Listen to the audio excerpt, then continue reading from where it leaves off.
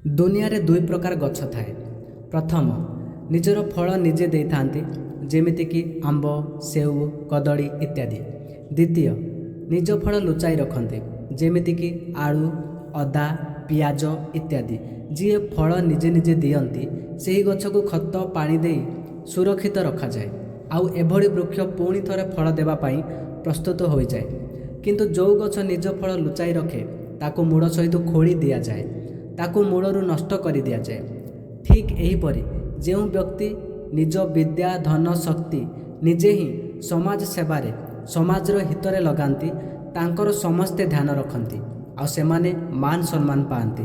ସେହିପରି ଯିଏ ନିଜ ବିଦ୍ୟା, ଧନ, ଶକ୍ତି ସ୍ୱାର୍ଥ ଯୋଗୁଁ ଲୁଚାଇ ରଖନ୍ତି, କାହାର ସହାୟତାରେ ହାତ ବଢ଼ାନ୍ତି ନାହିଁ, ସେମାନେ ମୂଳରୁ ନଷ୍ଟ ହୋଇଯାଆନ୍ତି, ଅର୍ଥାତ୍ ସମୟ ଥାଉ ଥାଉ ତାଙ୍କୁ ସମସ୍ତେ ଭୁଲିଯାଆନ୍ତି। ପ୍ରକୃତି କେତେ ସୁନ୍ଦର ମହତ୍ତ୍ୱପୂର୍ଣ୍ଣ ସନ୍ଦେଶ ଦିଏ, କେବଳ ବୁଝି ବିଚାରି କାର୍ଯ୍ୟରେ ପରିଣତ କରିବାର କଥା।